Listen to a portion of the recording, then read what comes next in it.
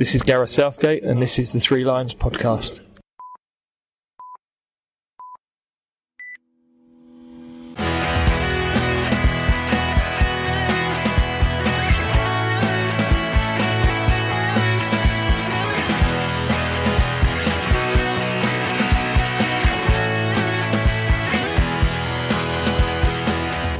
Hello and welcome to the Three Lions podcast. My name is Russell Osborne and this is an independent England football supporters podcast. Thanks for tuning in and thanks for joining me for the recent episodes, both the Malta and North Macedonia preview and there was the review as well. They both went down really well. Thank you very much. If you happen to miss them, they are available at your podcast provider of choice or threelionspodcast.com. But with the Women's World Cup getting ever closer, that is where this episode is going.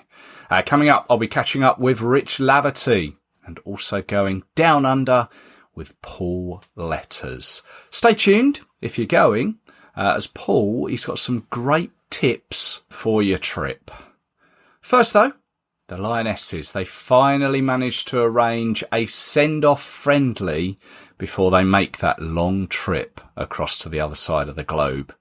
Portugal at Milton Keynes Stadium MK. It's on Saturday the 1st of July with kick-off 3:15.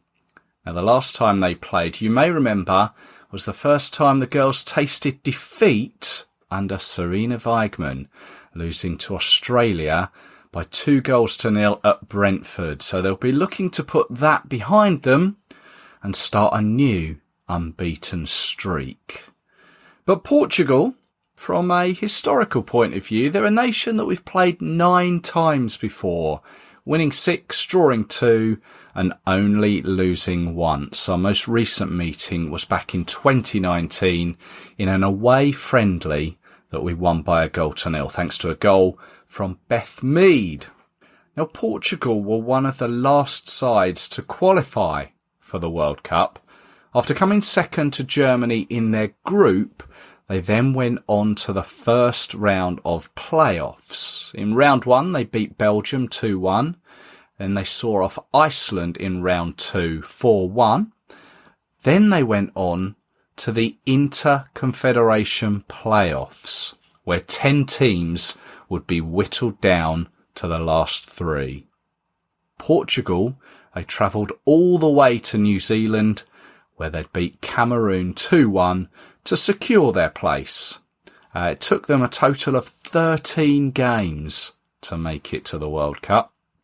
Incidentally, our group opponents, Haiti, they took a similar route, although they didn't play as many games.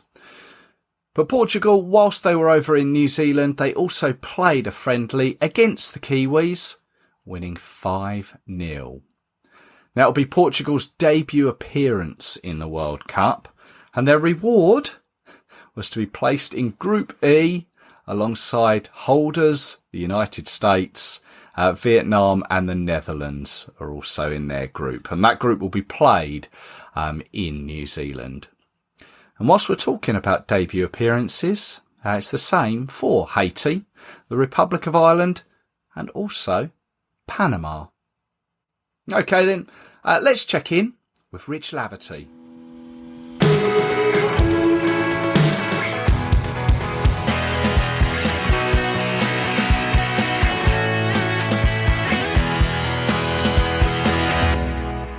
Now, it's my pleasure to welcome Rich Laverty to the podcast once again. Hello, Rich. Hi, mate. You okay?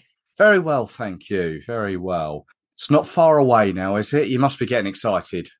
Yeah, it's been a bit of a strange build-up, obviously, with various things, broadcast deals, and obviously the sort of club versus country row, and yeah, obviously injuries and things like that. So yeah, it's kind of been like a prolonged build-up. I was actually talking to someone about this the other day, how I think England 4 years ago, I think it's tomorrow, they would have been playing their second round game against Cameroon, and we're still a month away from the tournament, so it's obviously very different in terms of the time frame to obviously, where it was 4 years ago, where by now we were already through the group stage. So yeah, it just feels like it's feels like it's taking just a lot of time to come round with it, obviously being so late. Just thinking back to that Cameroon game, that was the real grumpy game, wasn't it? I think Cameroon, they weren't a happy bunch in that game, were they? No, I remember I was at the game, and yeah, it was pretty surreal, to be honest. I did an interview with one of the Cameroon players about a year later, and sort of let them put their side of it across. But yeah, I think it was one of those things that just kind of spiraled, like it was sort of one little thing, and then that built into another thing, and that built into another thing. And I mean, like, it was never really going to change the result of the game. England were a different level to Cameroon, but yeah, it was definitely one of the more interesting games I've covered, and yeah, the post match was interesting as well. Yeah. Well, yeah, I know you mentioned the injuries, the TV rights, and the way the teams have been sort of eventually released from their clubs. We'll come on to that in a moment. But I know we haven't spoken since the squad was announced. Did you go to the squad announcement at was it Bullmore club, a football club? Yeah, Boldmere St Michael's down in that's right, outside Birmingham. I wasn't actually there. I had a few other things on, but I've been there a few times over the years with Sheffield United because Aston Villa used to play there. But okay, no, I wasn't actually at the squad announcement. I mean, I don't think there was a huge amount going on apart from getting to ask obviously Serena a question. The squad dropped by email literally about 30 seconds before it was actually announced, so nobody really had an advantage in getting ahead of the game. But yeah, it's obviously one of the more sort of interesting days when the squad gets announced. Just with regards to the squad, obviously taking into account the injuries that we're fully aware of, no real major surprises, I don't think, are there? Not major. I mean, I was surprised to not see Maya Letitia in the squad at Man United. I think she's had a fabulous season at centre back for United.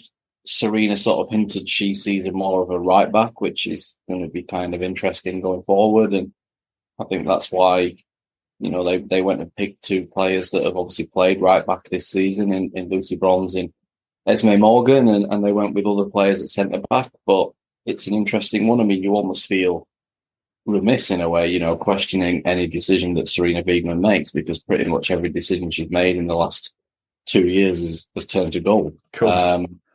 But yeah, that was a little bit of a surprise to be A, for her not to be in the squad, and then B, for her to hear that she sort of views Maya more as a right back when she's been outstanding at centre back this season. But Serena put Rachel Daly at left back and won the European Championships despite the fact she's a striker. So if that's what Serena wants to do, I think she's earned the leeway at the minute to get away with it. But yeah, that was. I mean, I think when I did the squad prediction, I got 22 out of 23, and Maya was the only one I missed. So yeah, that was probably the one surprise for me. I don't think anything else was too much of a shock. Yeah. Well, I hope I'm sort of not putting a kiss of death on things, but the Lionesses, they've all been together now at like St George's Park, and things have been they've been quietly getting on with things. There's been no major incidents or anything come out of the camp yet, has there? No, there's plenty of time. You know what it's like in international football, but I think Serena runs it in a way where I don't think that's going to happen, to be honest. So, no, it's been good. I mean, I think they're a pretty tight-knit group, particularly off the back of last year. It's not the most different squad in the world. Obviously, there's those few key players that are injured, obviously, like Leah Williamson and Beth Mead and Fran Kirby. There's obviously been a couple of retirements, but, it's not too dissimilar to the squad from last summer. And obviously, the players that have come in have generally been around the squad for the 12 months since. So, yeah, I think it's down to business. I think, like you say, that there's a lot of teams at the moment kind of having these preparation camps that are a bit quieter, a bit understated, just because, again, there's so long until the tournament, not starting until the 19th of July. So, yeah, I think a lot of nations at the moment are just ticking over, and, yeah, obviously people trying not to get injured and things like that. Obviously, England announced their final squad. They didn't do any of this provisional squad stuff, which a lot of nations have done, and probably there's a few players, some of the bigger nations like Germany and Netherlands and Spain, that announced sort of 28, 29, 30 players. And obviously probably nervously waiting to see who's going home. Whereas with England, it's kind of just been down to business. Yep, that's our 23. We know what we're going to do, and yeah, I think they're just getting on with it, and yeah, I think that's the best way to go about it. Yeah, I wonder if you could just maybe explain the whole club and country thing, because I know there was an issue with getting like everyone together, but wasn't it the fact that the clubs couldn't release the players until a certain time? Is that right? Yeah, it was a bit of a mess. I mean, there's always an official FIFA release date for every international camp, whether it's a World Cup or just a friendly. There's always a certain time frame of when they join up and when they go, the FIFA windows. And the FIFA window for this tournament technically starts on the 10th of July, which is obviously incredibly late. A competition that's at the other side of the world and starts 9 days later. When you take into account the European things, they have to get together. They have to do all the fitness, the conditioning. They have to train. They'd like to get a game in. Then obviously you take 2 days out because you've actually got to travel. Then yeah, it was never going to work. And I'm surprised it was. I think that's just an official date of like, this is when, the World Cup window starts. I don't think it was ever going to be that squads would meet up on the 10th of July. But I think the initial announcement where they said that was what was going to happen, that, we're not going to release players until the 10th of July. I think that was more posturing. I think that was sort of us saying, look, we're laying down a marker. Well, let's come to a compromise, because it'd have been suicide for players, for nations to, meet up 9 days before a World Cup when you've got to travel to the other side of the world. So it wasn't a shock when they came to this compromise of a window between the 23rd and the 29th of June, because that obviously means they all get, sort of 4 or 5 weeks rest from when the WSL ended, and they get enough time now to prepare for the tournament, sort of 3 weeks and get to fly out and sort of take the time over everything. But yeah, there's a few clubs still sort of playing hardball. Obviously, England were very adamant. They wanted to meet up on the 19th. That was what they planned all along, what they felt had been agreed. Clubs were sort of like, no, we want to release them on the 23rd. And obviously, yeah, it's come to obviously fruition that they got their wish, the FA, that they did meet up on the 19th. I think some clubs still weren't overly happy about it. I mean, Bayern Munich, they fully played hardball. They're not releasing their players until the 23rd, which means Germany's camp has started without any Bayern Munich players. And I think that would have been the case with Georgia Stanway for England. They released her early. They wanted to release her on the 23rd. They released her on the 19th only because she was doing some rehab with England. I spoke to Bayern Munich and basically they said, look, we wouldn't have released her on the 19th otherwise. We would have released her on the 23rd like the rest of our players. But yeah, they came to an agreement that she could go on the 19th purely for medical reasons. But yeah, so some clubs like that have been playing hardball and you can see both sides of it. Look, the clubs are always going to want to look after themselves. The national teams are going to look after themselves, and the players get a little bit caught in the middle. It's all been sorted, thankfully. And yeah, I think, but they need to make sure the next time this happens, obviously with the schedule getting busier and busier and more games and more demands, that, it's all sort of sorted and agreed a little bit more in advance in 4 years' time than it has been now, because it's been a bit of a sort of messy situation that hasn't really reflected well on any party, to be honest. Yeah.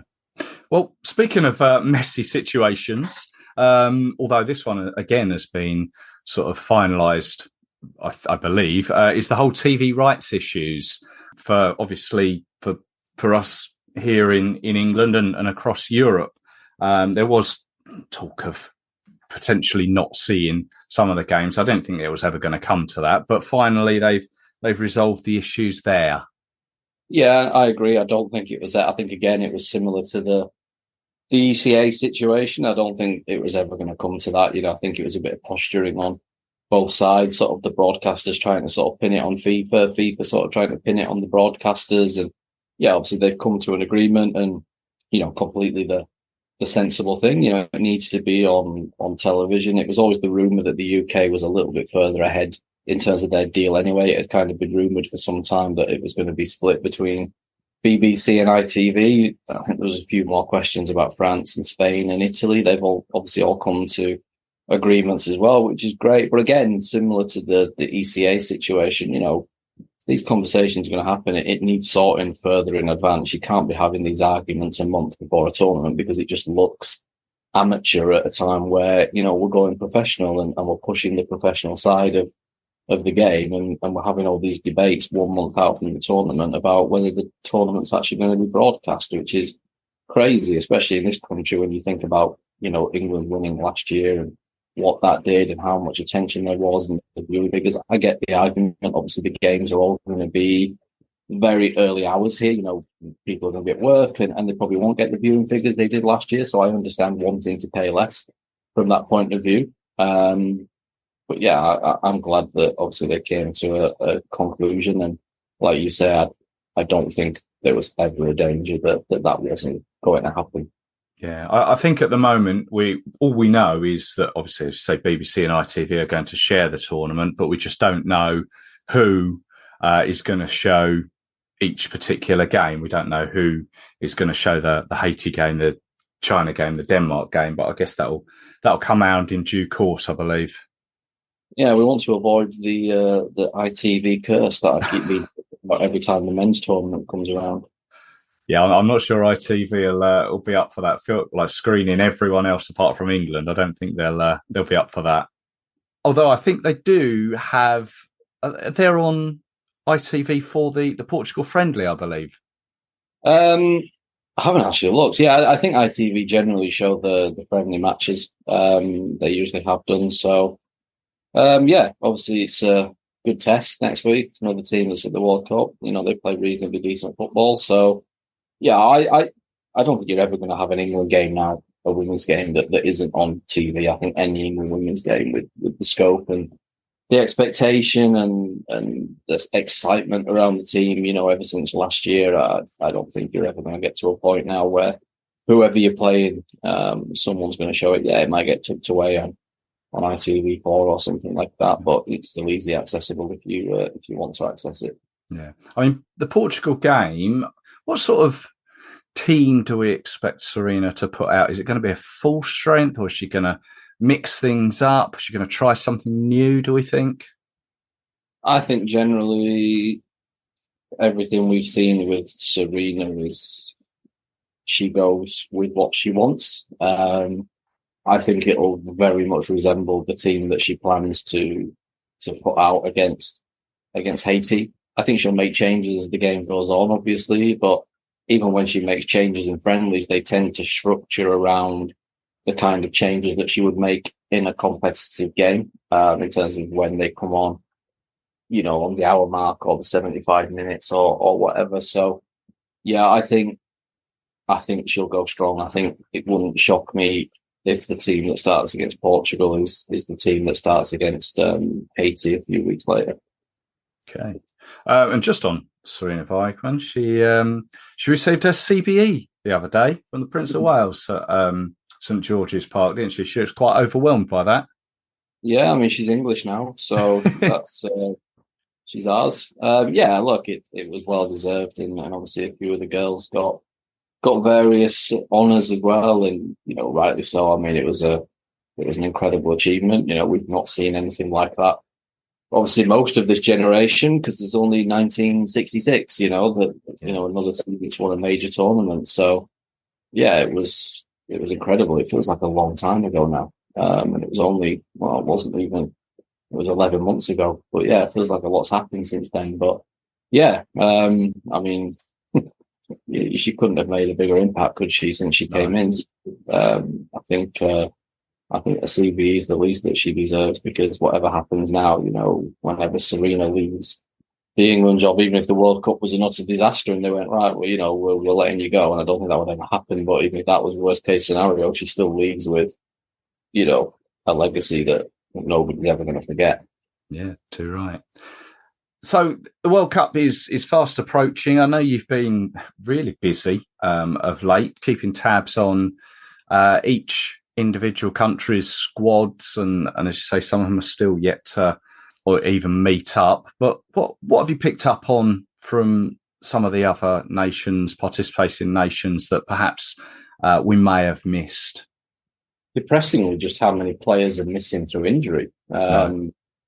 I mean, yeah, the US obviously put their squad out yesterday. Their captain, Becky Sauerbrun's not quite made it.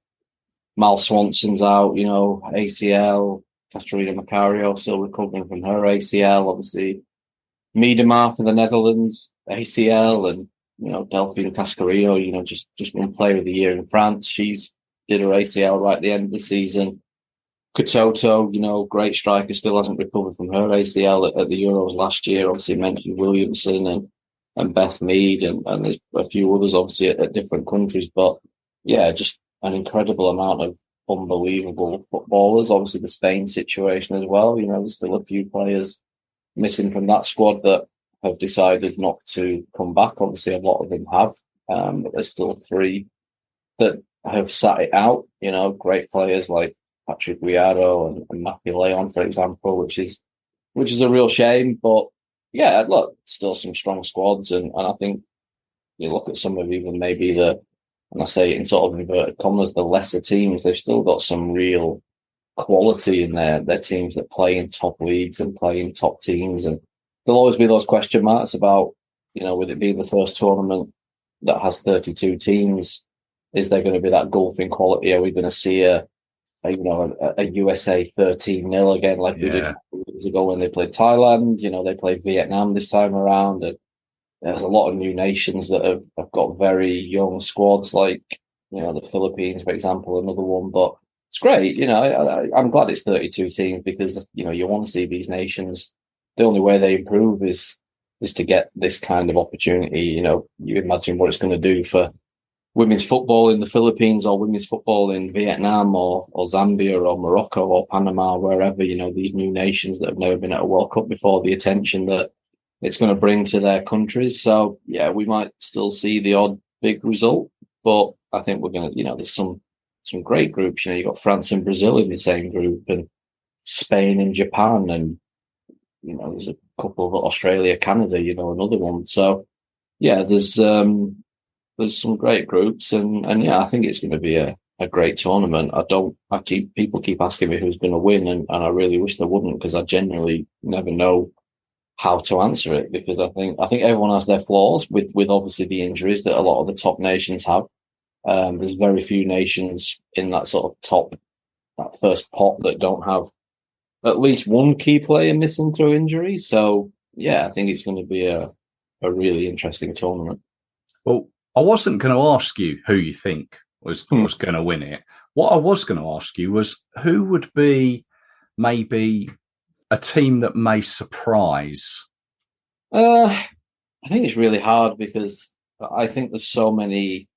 I think there's 7 or 8 nations that probably feel like they can win it, and they're sort of the obvious ones. And I think it's kind of hard for anybody outside of that to have a chance. I think there's a few teams that need a big tournament. I think Norway need a big tournament, obviously off the back of what was a pretty shambolic Euros. Obviously, they have a new head coach, and I mean, you can argue they've got one of the best front threes in the world. Guru Reiten at Chelsea, Ada Hegerberg at Lyon, Carolina Graham-Hansen at Barcelona. Like, it doesn't get any better than that. And they've got Frida Martin behind, who's had an unbelievable year at Arsenal, and they haven't got the worst group. They've got Switzerland, they've got New Zealand, who I don't think have won a game since last year, and Philippines, as I mentioned, are pretty much brand new side. So I think Brazil are really exciting now. They haven't really been quite there the last few tournaments. They're a little bit unlucky that they're in France's group, but they were very good against England in the Finalissima a few months ago. Yeah. And even France, I think France will be interesting to watch. Obviously, there was always those question marks about the togetherness and things under Corinne Diacre. Obviously, Hervé Renard's gone in there, brought players back in. Eugenie Le Sommer and Amadine Henry are back in, but obviously, like I said, they're still without. They've lost Katoto, they've lost Cascarino, which are big blows, but they'll be interesting to see if things change for them now that everyone seems to be a bit more happy and settled. But yeah, I think the reality is you're still looking at your Englands, your USAs, your Germanys, that you kind of expect to win it. But I think there's definitely scope there that a team like a Norway, a Brazil, a France, could have a good run. But whether they'd be quantified as shocks, I don't know. But I think I don't think you're going to see anybody sort of out of the obvious make a push towards, the semi-finals or whatnot. It'd be fantastic if they did. Everyone, you look at Morocco, for example, the Men's World Cup last year. It was incredible. Like, I still think there's that bigger gap in the women's game where that's not going to happen. But, you'd love to see it, obviously, if it did, because I think, that gripped everybody, and sort of Morocco became everybody's sort of second nation. Yeah, you'll get that. If you get that rub of the green, as cliched as it is, it could fall for you. I think we're just under 50 days until it all kicks off. I can imagine you're going to be very busy. We can obviously catch up with you. You've got your Twitter account and the Substack as well, where we can read all about it. But maybe if we can squeeze something in beforehand, we'll try. But if not, I appreciate how busy you are. But thanks for joining us here. No worries, mate. Thank you.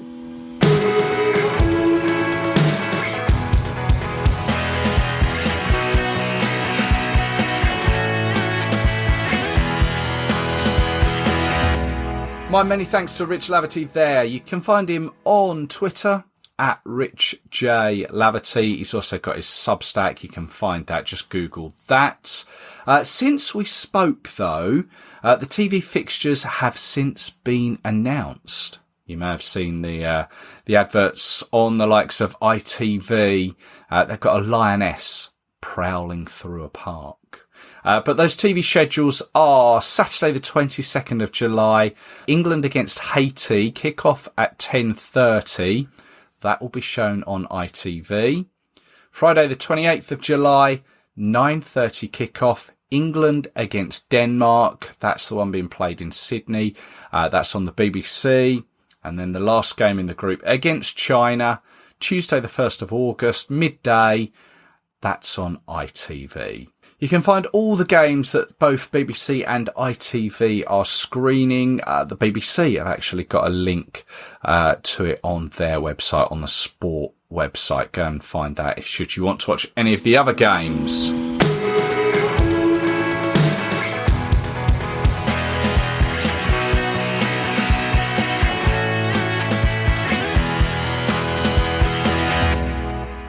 Now it's my pleasure to welcome back to the Three Lions podcast, Paul Letters, curator of the website and various Twitter accounts.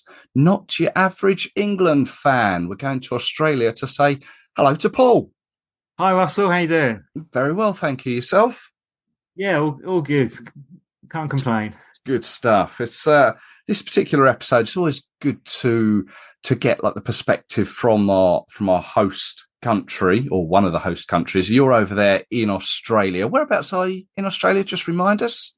So on the Gold Coast, which is about an hour's drive south of Brisbane, and near the border with New South Wales. So Sydney's about a 9-hour drive south of us, and Brisbane 1 hour to the north. Gotcha. So the World Cup, it starts in around 30 days until it all kicks off. What's the general feeling over in Australia at the moment about it all? What are people getting excited about?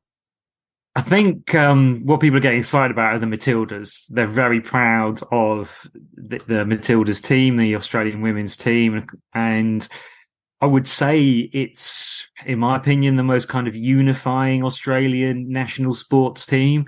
Like if you compare it to their kind of rugby codes or cricket teams, I think it's the Matildas that gets the most kind of attention. The Socceroos, the men's football team, got a bit of attention by getting out of the group stages and through to the knockouts in Qatar, obviously in the Men's World Cup. But overall, there's much more attention on Sam Kerr and co in the women's team.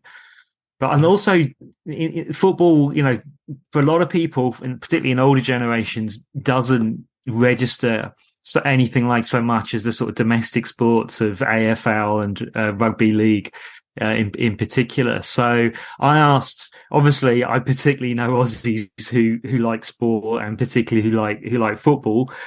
And I've asked one or two of them. So do you think Australia knows what's coming, Australia as a whole? Do you think they know they're about to host their biggest sporting event since Sydney 2000 and the biggest women's sporting event the world's ever seen? And the responses have just been, nope, I don't think they do. So, really? yeah, I mean, there's this niche group of people who are passionately into football, and then lots in the younger generations. There are thousands and thousands in the Gold Coast area. There are dozens of football clubs, and just our nearest one, Rabina, which, by the way, Lyndon Dykes used to play for and now plays for Scotland. Right. Yeah, Rabina has about 500 kids playing for it, and that's just one of dozens of clubs. And there's lots of women's teams as well as men teams and kids teams. So the Gold Coast is, I guess, a kind of young area as well, where it hasn't got the established sports where AFL just dominates down in Melbourne, for example. So yeah, it's a real mix. It depends who you talk to, but there are these absolute, of course, passionate football fans. Some of whom Australian football fans. I mean, some of whom I met at the airport on the way to Qatar from Brisbane, and of course others in Qatar who will follow the men's and women's teams just wherever around the world. But in your average workplace, you need to hunt out the person who might have an interest in football. But if you say the word Sam Kerr, then you usually get some recognition. No, yeah. I mean, she the poster girl on like the TV channels and like the advertising. She advertised in, I don't know, shredded wheat or something like that. She will be. I don't pay too much attention, but about what she's advertising. But yes, you see her face a lot in all the kind of video montages as well when the channels are advertising the football coming up. You see her face an awful lot. And of course, she's on the face of like the FIFA football game as course, well. Yeah. Pretty well known. You mentioned the Olympics. It was the Sydney Olympics back in 2000 that Australia hosted. Do you think this is as big an event, maybe if not bigger, for that Southern Hemisphere part of the world? I think it's going to depend how you judge that in terms of statistics. I mean, it's going to have well over 1 million people going to matches, and then when you look at kind of worldwide TV audiences, we just don't know. We know it's surely going to be the biggest worldwide TV audience for any Women's World Cup, but whether it's going to be bigger than the Olympics, I mean, I'm sure if you ask that question in Sydney, Sydney siders are so passionate about Sydney 2000 still that they wouldn't be able to see anything that could possibly come close to it, but for the rest of Australia, if you're in or near the capital cities the cities that have got games like Brisbane and Melbourne and Adelaide and Perth and so on, then I like to think you're definitely going to know about it. I would like to think, and that it's going to be a big deal. But even then, it comes down to the host cities. I remember going to when I went to Russia for the Men's World Cup, and in Moscow, it was all about the football. And we went over to St. Petersburg for a game, and outside of the fan park, it was hard to tell that the World Cup was going on. They just hadn't really kind of decorated the city, or at least the bits of it that we saw. So even within one World Cup in one country, it can be different from what I've seen between cities. So it'd be interesting to see. I know Brisbane is going to have a fantastic fan park right on the river. There's an area called South Bank, which is they've built a kind of a big beach area, sandy beach, and decent sized area for swimming in. And then there's kind of grass areas, and kind of like there's also museums on the South Bank as well. So I've no doubt that that's going to be a good place, the Brisbane Fan Park, for watching games. The Sydney Fan Park's in Darling Harbour, which is in the city centre, and is a lovely kind of open area again. And the other cities will all have their fan park. So just be a bit colder down south in Melbourne and New Zealand, because it is our winter, of course. Of course. So just personal memory coming back there. I've been to both Darling Harbour and the Brisbane area that you mentioned that the fan park would be, and that sort of man-made beach sort of area. I think that's the first time I took my daughter to an outside sort of swimming area. She was only, 6 months old then, and putting her in the water there. But isn't there a big a big Ferris wheel down there in the Brisbane area. Yeah, it's is it? I think it's a little bit away from where the fan park's going to be, but nothing's too far in the centre of Brisbane to get to. Lovely area, Brisbane. Really like that there. But yeah, you mentioned the weather. It's your winter. What do we mean by winter? Is it comparable to an English winter? Well, no, it's not. But I mean, I hesitate. New Zealand probably is. It's been I have been there in winter, but it was a very long time ago. And I just remember, it was cold. Melbourne as well, I've been to in sort of May time. So sort of late autumn, early winter. And that was probably not far off the UK, but I was just looking up in Melbourne today though. It's been 12 degrees, where we are on the Gold Coast and Brisbane's been about 25 degrees, which is, it's certainly got colder than that. Kind of 18 to 20 has probably been more normal over the last sort of month or so. But during the daytime, it's sunny almost every day up here anyway in Queensland and Gold Coast and Brisbane. Pretty sunny in Sydney as well. About 17 to 20 degrees in Sydney at the moment. I mean, daytime temperatures. So you'll be plenty warm in the daytime. And then in the evening, once the sun goes down and it goes down by, but before 6 o'clock at the moment where I am, then it definitely gets cool and we'll get to single digits in the evening, even up in Brisbane way. So colder than that, obviously, further south. So I'm thinking that from the Lionesses perspective, that sort of temperature will be sort of ideal for what we're kind of used to. Yeah, I think so too. And where they're going for their games as well. Their first one is up here in Brisbane. It's going to be their warmest one in terms of group games. They've got Sydney and they've got Adelaide as well in South Australia. So they're not going right down to Melbourne, obviously not to New Zealand. So Adelaide should be their coolest. Looks like about 11 to 13 degrees daytime temperature there this week. The ground, I'm sure you've been to the stadium in Brisbane, Lang Park. I've been there myself. It's a lovely little ground. I like that one. Is it easy to get around from your perspective? Yeah, it's easy. It's easy to get around. It's interesting.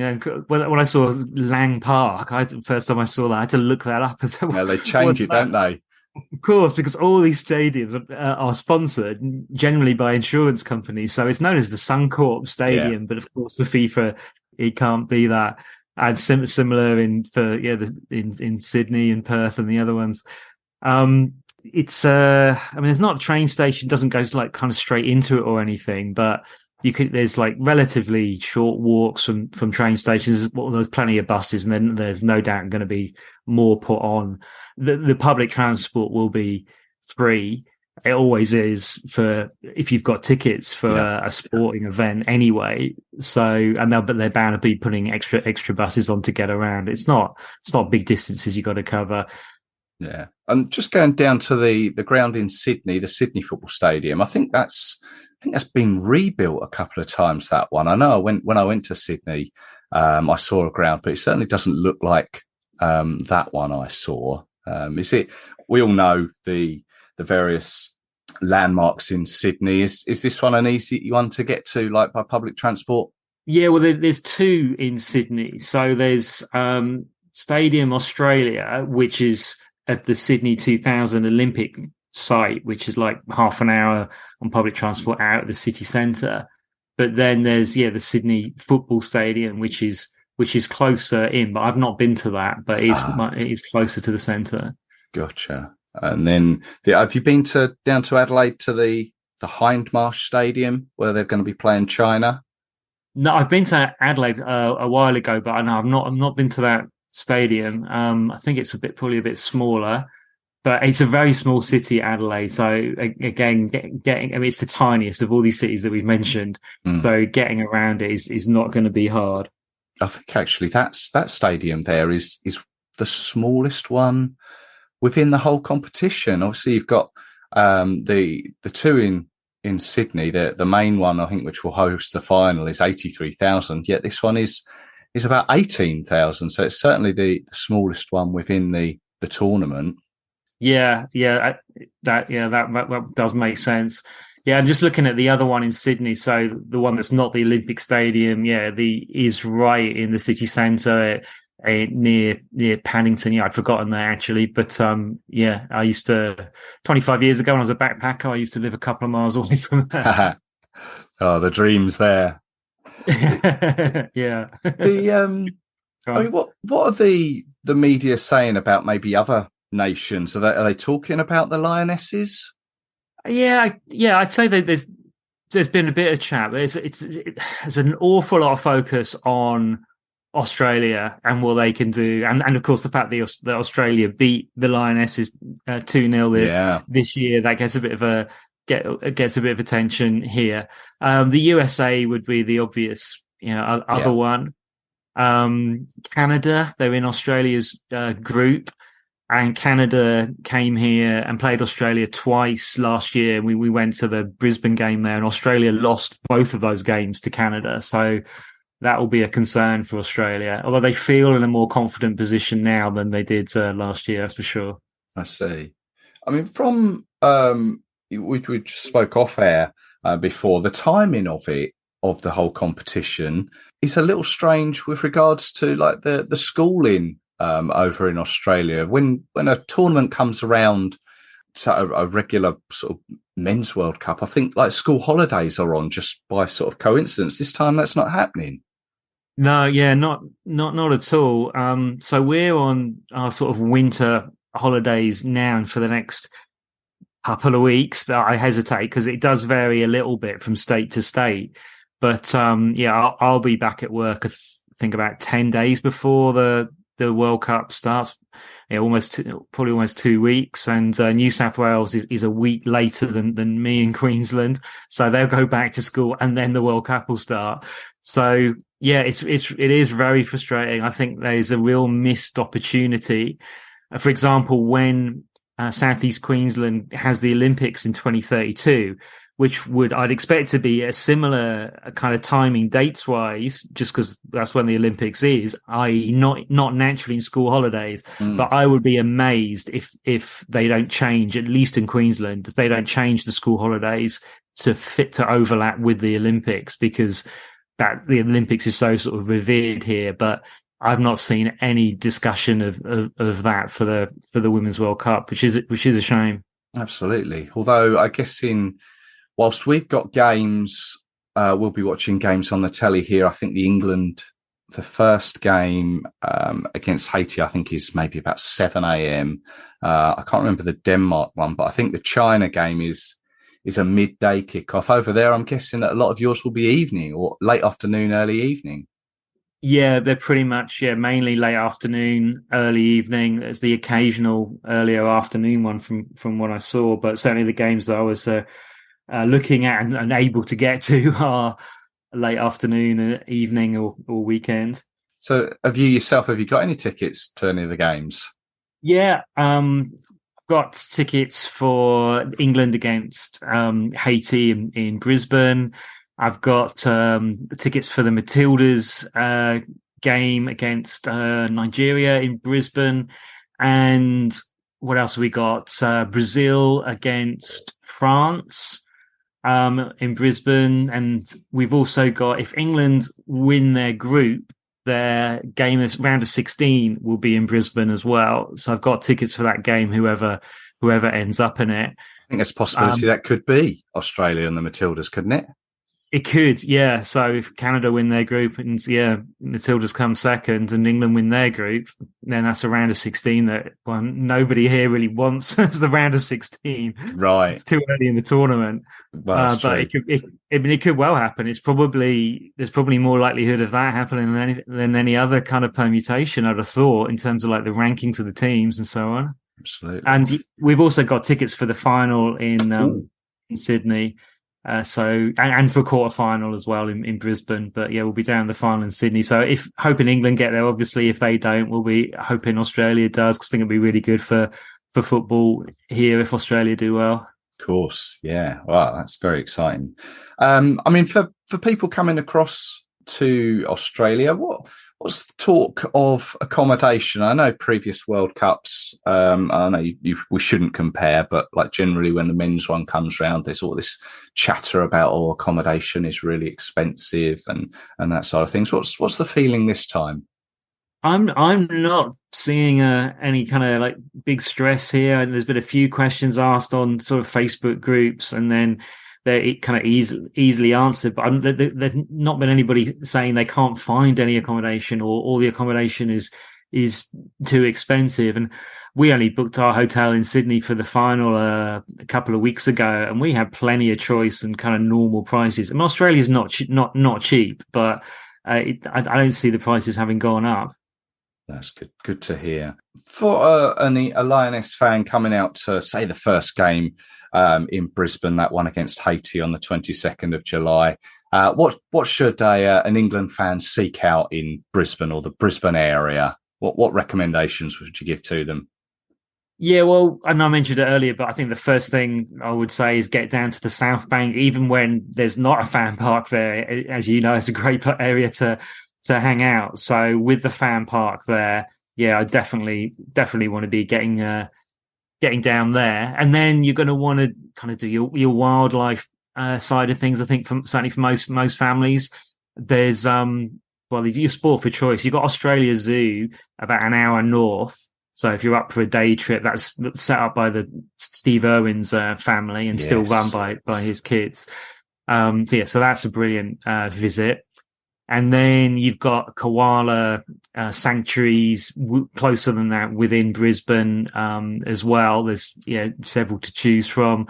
And then if you want to come down the Gold Coast and my area, it's about an hour south. There's all sorts of theme parks, so like Movie World, and there's a Wet and Wild, a Sea World. I wish I had my son here because he could tell you more of them. But yeah, it's basically lots of theme parks. And also more kind of smaller wildlife parks, kind of small, friendly, easier often to kind of get close to the animals. Mind you can hold a koala in just about any wildlife park in Australia from the ones we've been to. You'll get wild kangaroos as well once you get out of the city of Brisbane, and you'll get there's wild koalas in between where I am now and Brisbane. I've seen them several times without having to try too hard. And that's not a particularly, it's a mainly populated area by people, I mean, but there are big enough patches of green that, you've still got that going on. Yeah, good. But in Brisbane, there's all sorts of museums. There's like walks along the river. It's just a nice area to hang out. And even though it's winter, like it's normally sunny and 20 odd degrees at this time of year. There's barbecue areas like gas barbecues so you bring your own kind of food, and you can just use at no charge the public barbecues, which people who've been to Australia are probably familiar with, but if you've never been before, they're all over the place. Yeah, it's a bit of a strange concept when you first see all these barbecues there, and you think, just pitch up and use that, and sure you can. At first you're sort of looking for a slot to put your money in, but you don't need to.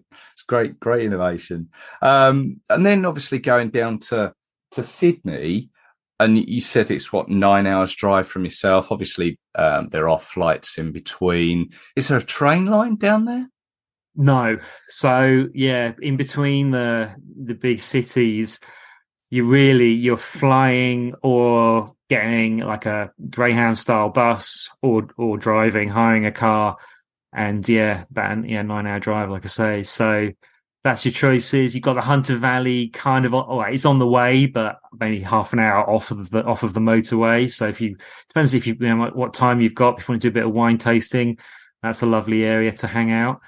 It really does depend on time. I'm looking on the Facebook groups of England fans. Most are sort of coming into Brisbane for like 2 days, or Sydney for 3 or 4 days, and moving on. So it's kind of limited. Because I was going to say actually about Brisbane, there's some lovely islands, just like a 45-minute ferry ride off Brisbane. For example, you've got Straddy, it's known as Stradbroke Island, which is where the 2 or 3 times we've been there. It's just, seen loads of kangaroos, koalas, very easy to see, and often at the ground or low down. as opposed to high up in trees where you can barely see them. So there's Moreton Island as well, off Brisbane. But yeah, like to get to Sydney, it's plane, coach, or car. Yeah, there's what's it? The game is on the 22nd against Haiti, and then the 28th against Denmark down in Sydney. So there's a little while to get down there in between them. Got all these memories now coming back, flooding back to me of that sort of area, and I'm slightly envious of those that are going. I must admit. Of course, there are games in New Zealand as well. England aren't playing out there, but there's 4 grounds over there in the major cities: Auckland, Dunedin, Hamilton, and Wellington. It's important we don't forget those. But I think the majority of the focus will be on Australia because of literally that's where the Lionesses will be playing. But it's certainly coming up fast. I don't know if there's anything else that you'd want to mention for us there, Paul. Just that if anyone is looking for any kind of help or advice, whether it's accommodation or transport, feel free to get in touch with me. You can do that through Not Your Average England Fan on Facebook, Twitter, or the webpage notyouraverageenglandfan.com. And I've also actually got my own webpage, paulletters.com, where I've written a couple of books and run a history podcast with my son, as well as doing all the football stuff. So if anyone's interested in that, then they can have a look and also get in touch with me. And if I don't know the answers, I'll be happy to find out. And when you live somewhere, you always know who to ask or where to ask to get the information, even if you don't have it to hand. No, absolutely. Very kind of you to offer. I will, of course, link to the Not Your Average England Fan Twitter account so people can get in touch. I mean, hopefully as the competition goes on, maybe we can arrange a time to just have a chat and you can update us how it's all going, maybe. Yeah, that'd be great. Yeah, that'd be really good. So just let me know. I'll be up for that. Excellent. Paul, thank you very much for your time. Enjoy the build up, enjoy the excitement. We'll speak again. Great. Thanks, Russell. All the best.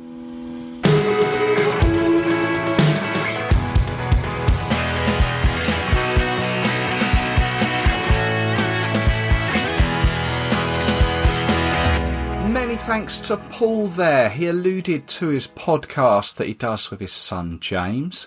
You can find that at dadandmelovehistory.com. And as the title suggests, it's history based. But there's also within that some episodes on the foundations of Australia and some specifically on Brisbane too. Well worth a listen. And should you want to follow Paul on Twitter, on his Twitter account, Not Your Average England Fan, he did mention it, but it is at NYA England Fan. NYA England Fan. And I did mention within that conversation there the incorrect kickoff times for the Haiti game. As I mentioned earlier in the episode when I was speaking about the TV schedules, that Haiti game is actually 10:30. So there we go. Thanks to Rich. Thanks to Paul. Hope you've enjoyed it. Hope you found it helpful. If you are going to Australia to watch the Lionesses and you'd like to put your side of it across on the podcast, if you want to tell us how it's going, please do get in touch. Love to hear your stories, what it's like to be out there. I'm sure we'll be speaking with Paul again. But just get in touch. I am, of course, on various social media channels. Just search at 3 Lions Podcast. You can find it Twitter, Facebook, Instagram, all the usual ones. As the tournament comes around, no doubt I'll be speaking more about it. I have got a previous episode. It was done prior to the 2019 France World Cup, where I spoke with 3 former players who have played at the World Cup. Just search that on 3lionspodcast.com. I think it's 3 Women, 3 World Cups is what it's called, but I'll link to it again. So many thanks for joining me. Hope I'll catch up with you soon. Until the next time, take care of yourselves. Cheers.